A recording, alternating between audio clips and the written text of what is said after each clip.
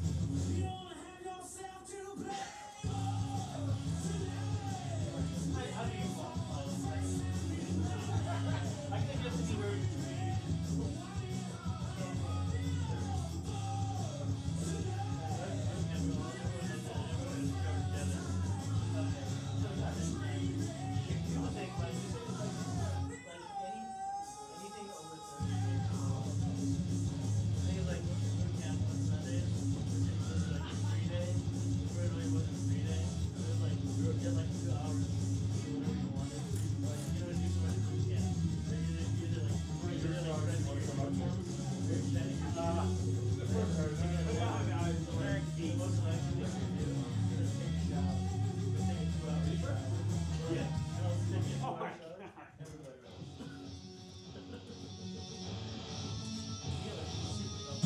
All right, fourth wall. You guys ready to get the 11 p.m. live stream going? Please welcome your host and MC, Joe Manente. Thank you guys. Good to be here. Good to fuck yeah.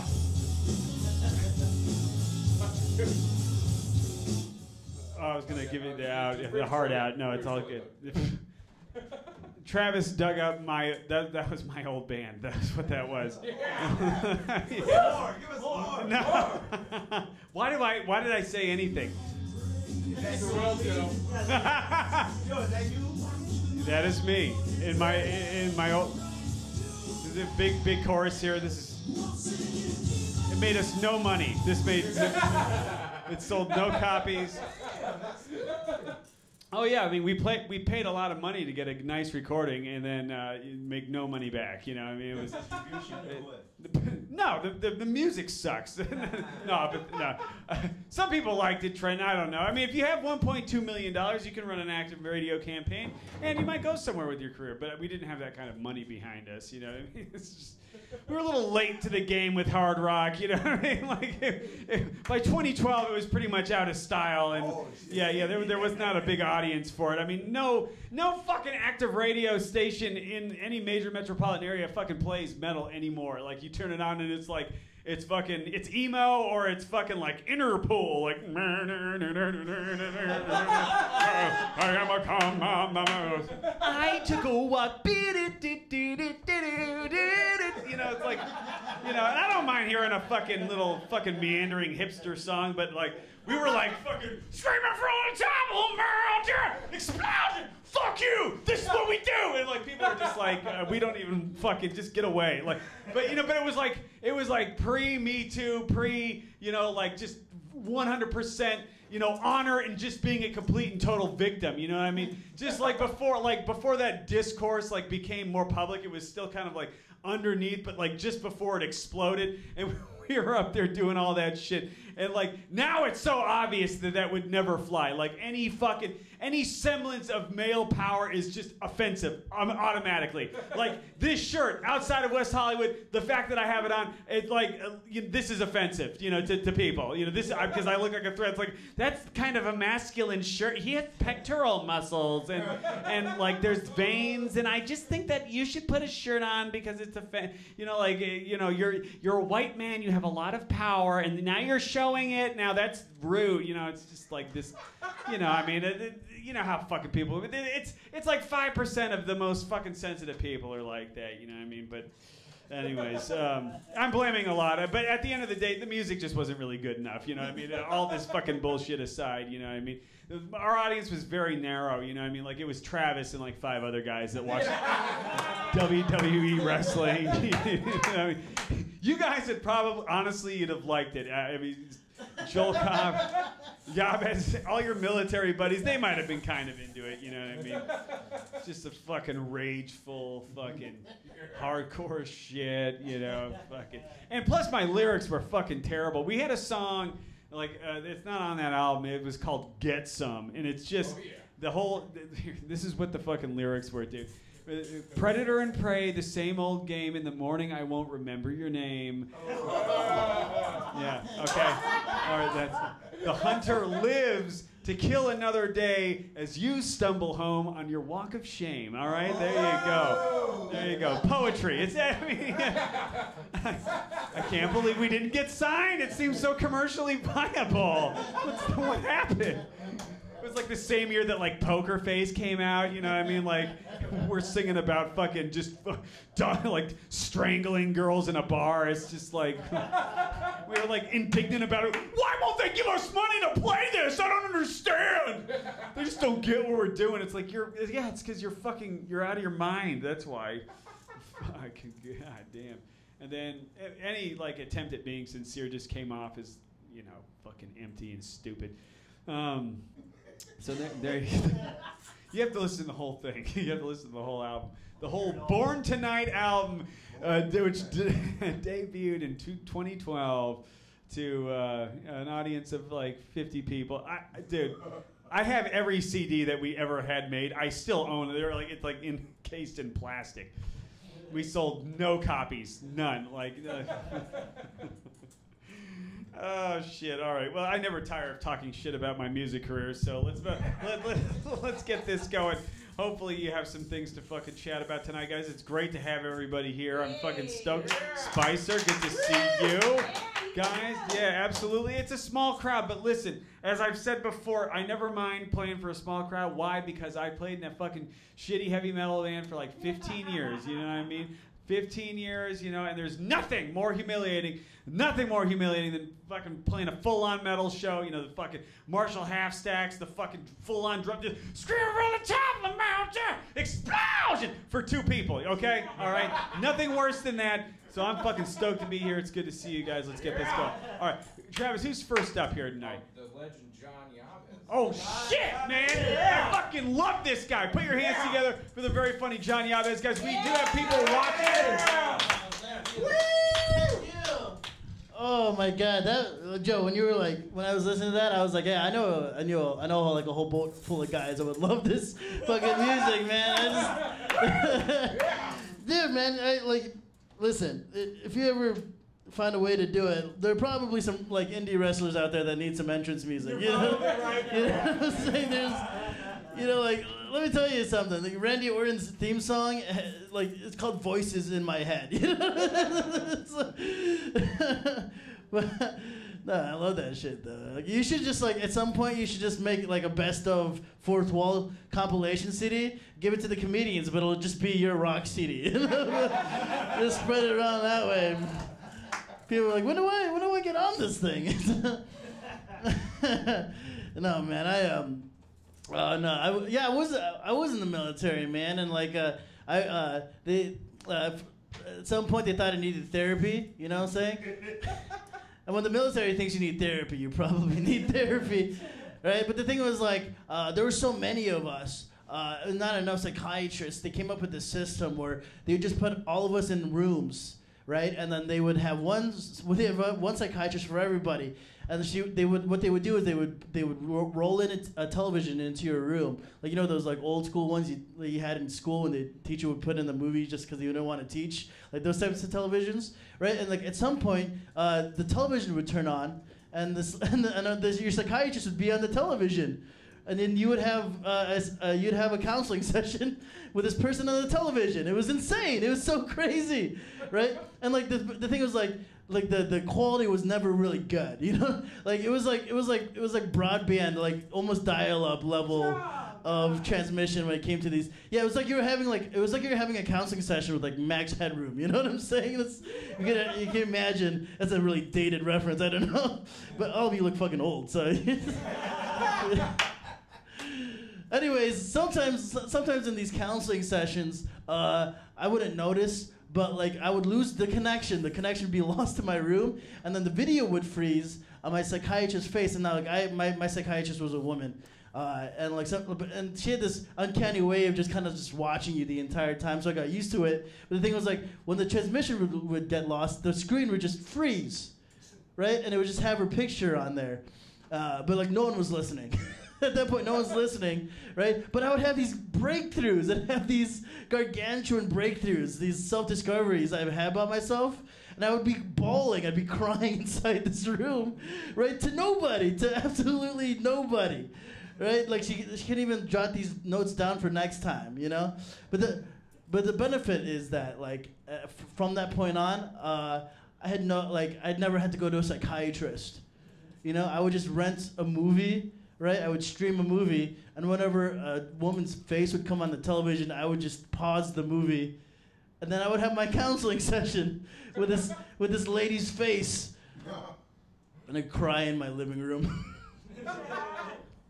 I'm just kidding. I don't have a living room. I live in a studio, so I would cry in my I would cry in my living room / bedroom / jerk off room. I don't know why I said you could jerk off in any room and call it the jerk off room, right? There's no, like that's one point of that's one. I remember like when I was young and I was like, man, if I ever had the whenever I'm able to buy a house, that's the first thing I'm gonna do. I'm gonna jerk off in every single room, because that's when you own something, right? Is if you jerked off on every single part of it.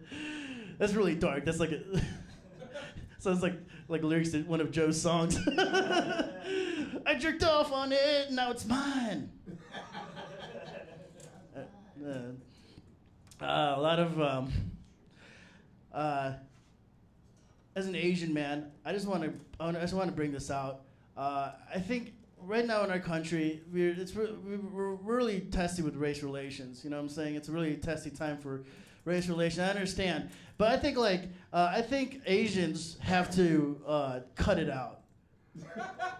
You know what I'm saying? Like, if all the races came together around a table and vented their problems, you know how silly we'd sound, right? Because like Mexicans would be like, they're deporting us and putting our children in cages, right? And black people would be like, police are pulling us over for no reason, and they're murdering us in the streets, right? And Asian people would come up to the table and be like, do you see how they're casting us in movies, man? You see this real oppression?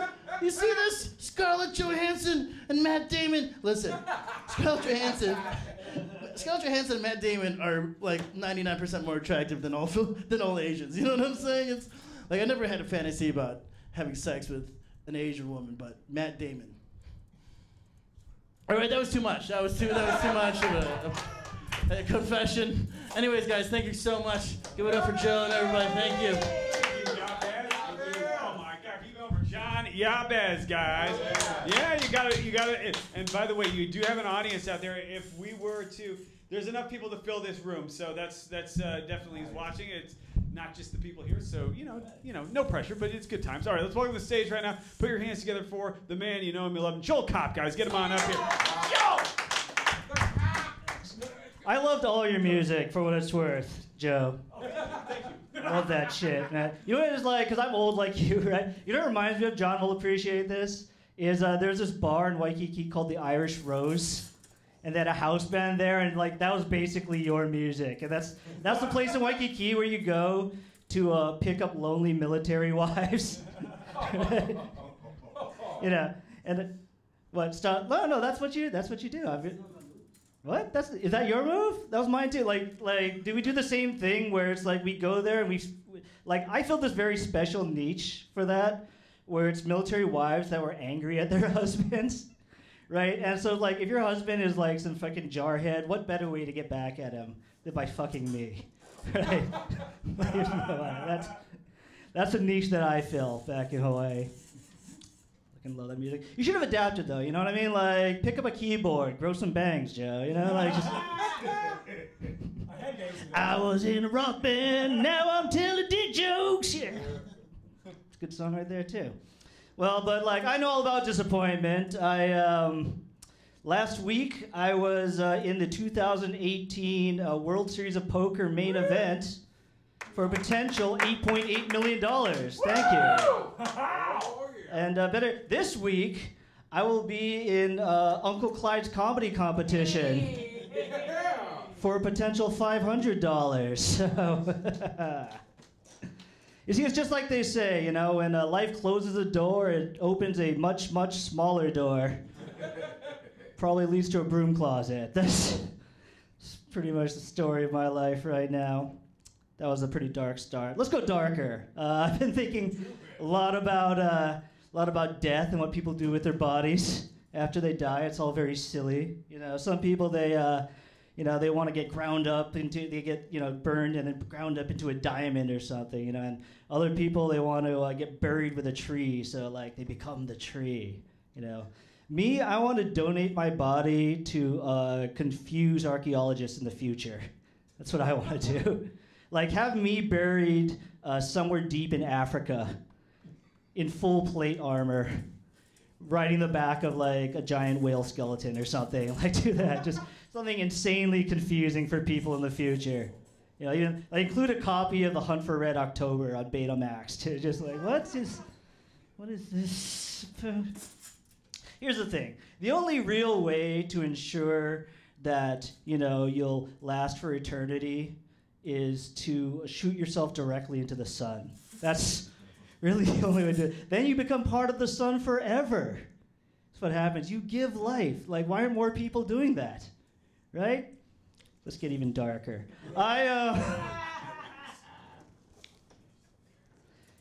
If you do a mass shooting at your gun proficiency class, how does that affect your grade? How do you figure? They can't fail you outright, right? Because you just took out a class full of people with guns. It's got to count for something.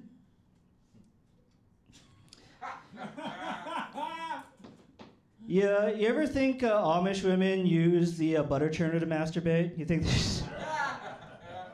It's like, I'm doing two things at once. It's God's plan. No technology.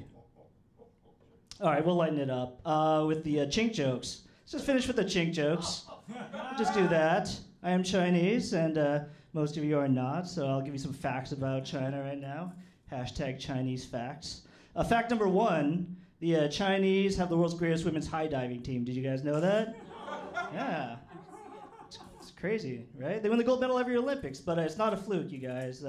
These women are trained from birth because in China, whenever a little baby girl is born, as her parents are tossing her into the nearest river, every now and then one of them will do like a triple somersault and swim to the other side. That's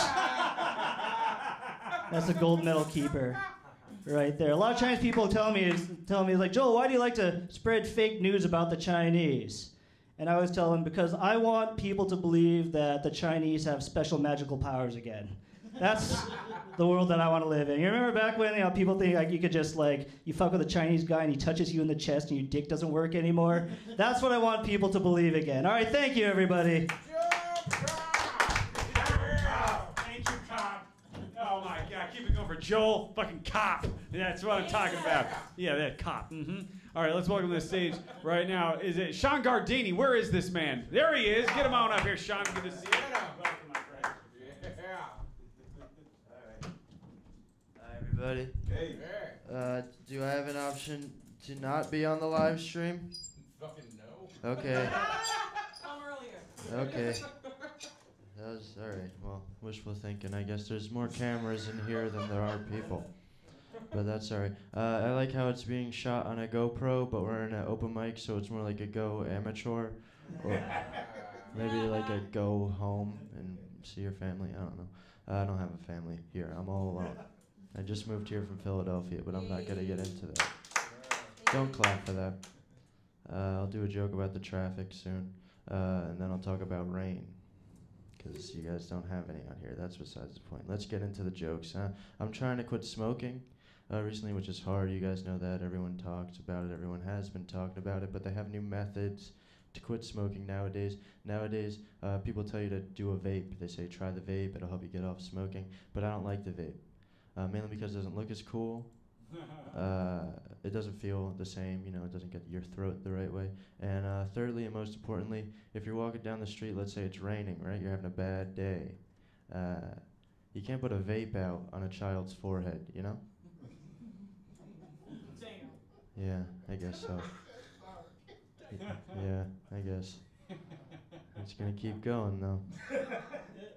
So buckle in, I guess. I don't know. No, but I'm keeping on the topic of cigarettes. I read on the internet the other day that a new guy broke the Guinness Book of World Record for smoking the most cigarettes at one time. His name was Julio Torres. He smoked 80 cigarettes at one time. Does anyone know what he got for breaking this world record? No, he got like a phone call from Mr. Guinness. He got his picture in the book. You know, that's what happens when you break a world record.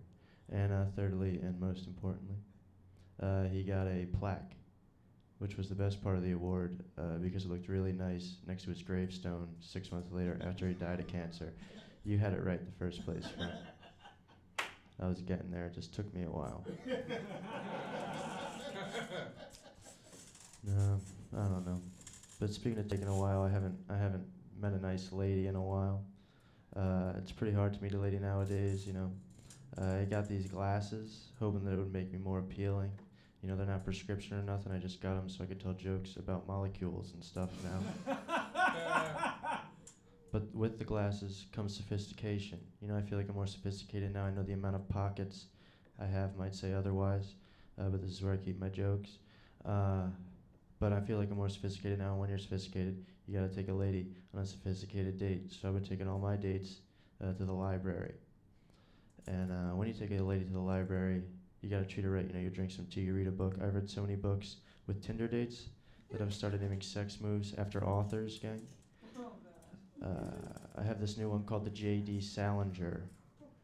It's, let me explain it for you. It's when you hold in your Caulfield for as long as possible. And then wait for it, right when the time's right, you pull out and you catch her in a rye, gang, huh? How about that? That's a book joke. The Glasses wrote that one. Do you like that one, people? On the live stream? I don't know. No, but I know I'm more sophisticated now, mainly because I've been on Tinder for a while, right? But now whenever I swipe on Tinder, I always lick my finger first, like I'm reading a fancy book, you know. Sometimes I use my pinky. That's the fanciest body part next to the penis. Only if it's circumcised. There's nothing less fancy than an uncircumcised penis, folks. Get with the program. Keep moving forward. I feel like it's hard getting ladies, you know, because you know, ladies, they like a face that's symmetrical, right? Ladies like a face that's symmetrical, and quite frankly, I'm anti-symmetric, you know. And religion's got nothing to do with it, gang. I don't even have any tattoos because one day I want to get married in a Jewish cemetery, huh? How about that? But I did, okay, because they say you gotta get buried in a Jewish cemetery, but I want to get married in it.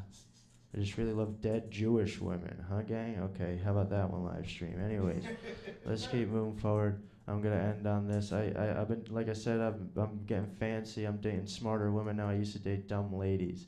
That's what I used to do. I dated a girl a few years ago. She was an atheist. She was a new atheist. She said she didn't like Christians because they didn't believe in the revolution. Stupid. Yeah, it's pretty stupid, but it's true. I'm glad no one laughed at it because that's a true story. So I guess I saved some time not writing it. Okay, I love you all very much, and I'm going to talk to you later live stream. I'll never see you again. Shawn Gardini, guys. guys. Very good stuff. Good to have Shawn here. And let's keep going right along. I love this one. Put your hands together. Very funny Angelina Spicer. It's great to have her here. Hey. Spicer is in the building. Hi, guys. What's up? What's up, live stream? Angelina Spicer's in the building. Yes, I am a new mom. Yeah, no, don't clap at that shit. I'm actually, I didn't even come out to tell jokes tonight. I just came out to take a nap. That's what I did. After I had my baby, I realized everybody's a liar. Everyone. They lie because they want to see you suffer, especially people on Facebook. They're always like, oh my God, this is such an amazing feeling. My life is full circle. My heart is beating outside of my body. I pushed my baby out. They put her on me. I was like, I've made a mistake. What is the return policy? She's barely used. I've only had her for less than a day. She's in mint condition. Please, somebody. People don't tell you that. They don't tell you that, after you have a baby, your vagina just breaks in half. You just dragging it down the block. They don't tell you that stuff. I was in diapers. Me and the baby. Diapers, people. Yes. My husband's like, how are we doing on diapers? I'm like, I need a new one.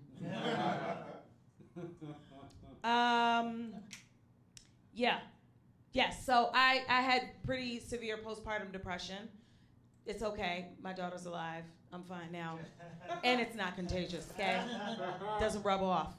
But yeah, I had postpartum depression, and initially I was in denial. I was like, that's a white woman's disease. What am I doing with postpartum? It's like, who the fuck did I touch in Starbucks? But yeah, I had postpartum depression, and in telling people that I had it, I realized that, people don't know what it is, but they don't know how to react to you when you do tell them. And like everybody, I was in denial, but I tried to tell my grandma, I was like, Grandma, I'm feeling a little sad. Fuck, I fucked that up. Okay, let me go back. What you mean, yeah? Go back to the postpartum or go back to the joke? Which one? Okay. Okay. Not really trying to relive the postpartum depression. Yeah. Okay. Weirdo. Of course, it's the black man, like, go back to the depression. Usually it's black people who don't understand about depression. White folks love to talk about their problems. They love to talk about their medications, their smoothies, their meal preps. They love all that. Black folks are like, they'd rather have the sugar, gout, Ebola, hypertension 2, 4, and 5 rather than be diagnosed with depression. But I had a therapist, thank God. I went to my therapist one day for my normal routine appointment, and she took one look at me and she was like, you need to check into a hospital. I was like, can I sleep there? Will the baby be there? She's like, no, Angelina. I was like, sign me up, bitch. Let's fucking go. Ready to get these naps in. Come on. But yeah, it was weird at first when I got there because the intake lady asked me, she's like, are you on any medications? Have you eaten anything? Are you thinking of hurting yourself or others? I was like, yes. She said, okay, well, here's a bed for you. She put me down with the bipolar patients. And that was weird because no one wanted to talk. It always gets really awkward. Guys, I'm fine now, I promise. But I have to get through this uncomfortable place.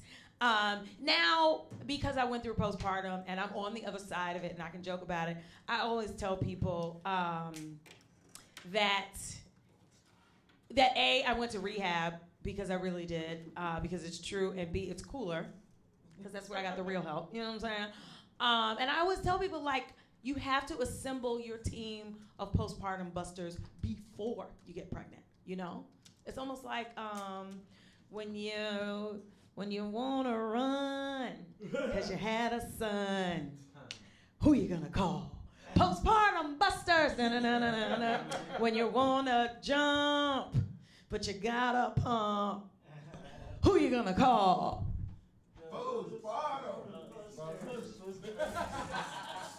I ain't afraid of no post.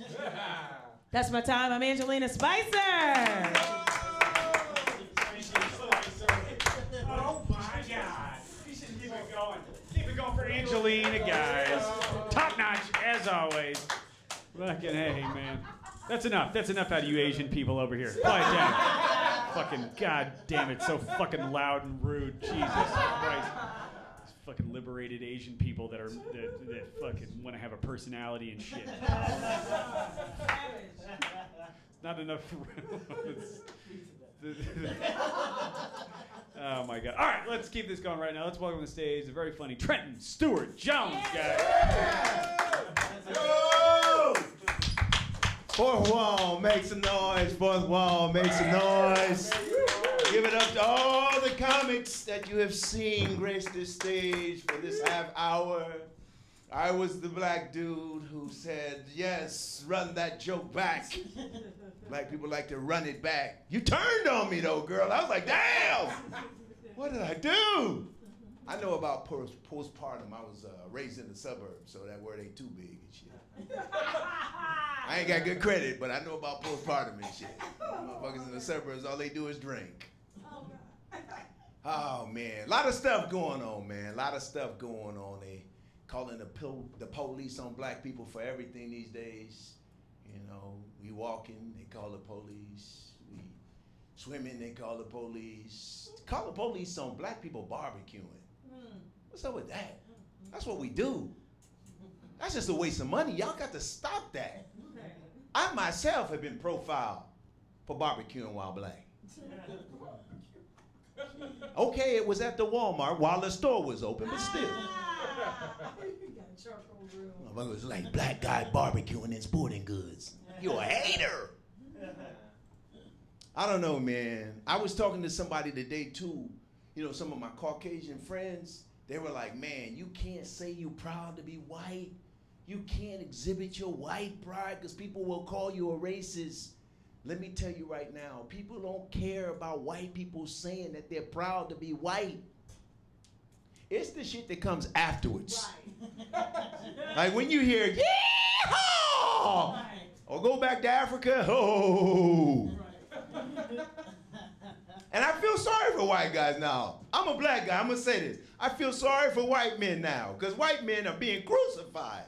My friends are like, man, everybody's vilifying us. Everybody's treating us like the boogeyman.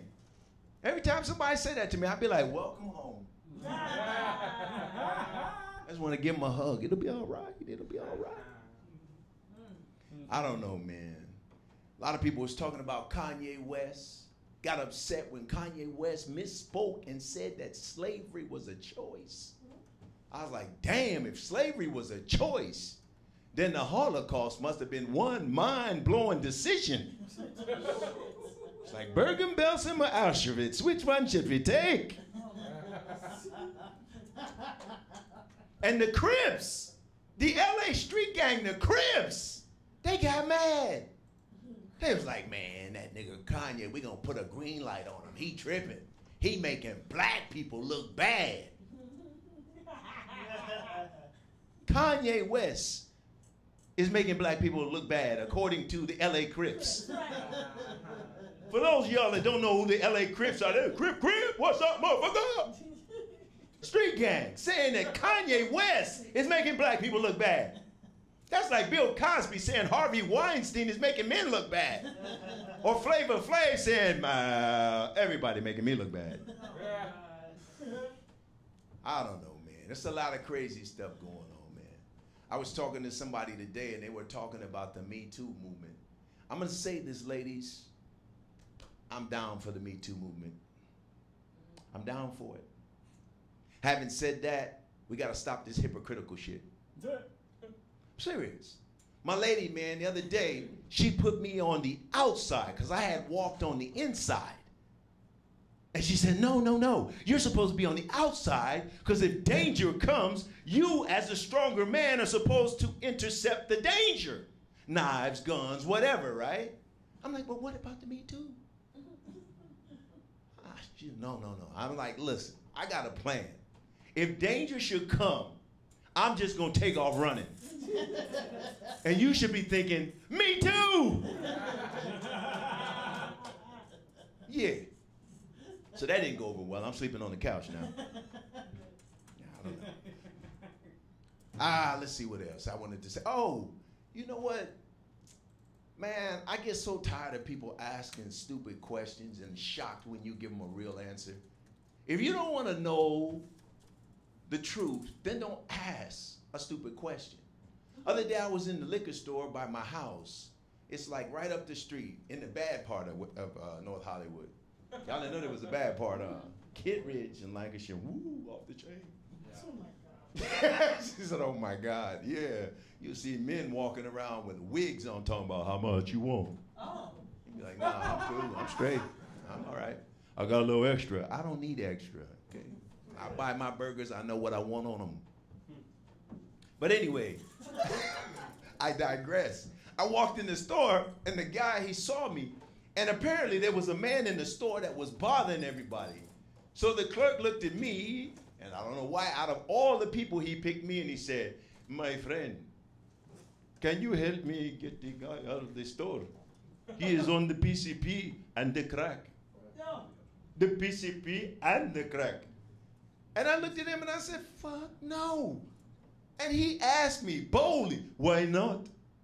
And I was like, number one, because I said, fuck no. And number two, because you said he was on the PCP and the crack.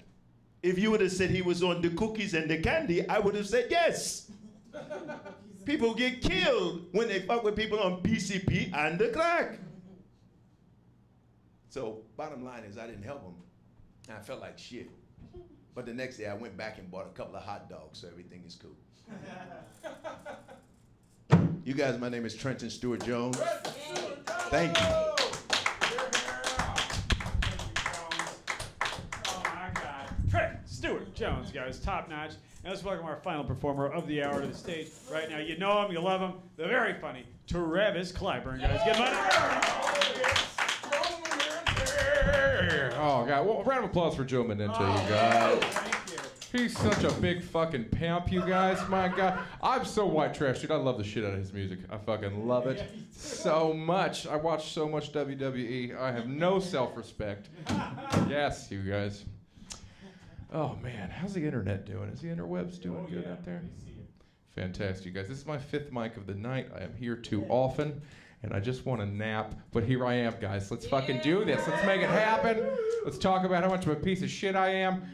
Cool. I've been single for 3 months, by the way, you guys, which is no surprise to most people when they hear me talk and stuff. But 3 months ago, me and my girlfriend of 2 years, we broke up. Yeah, we lived together, too. It's a motherfucker, right?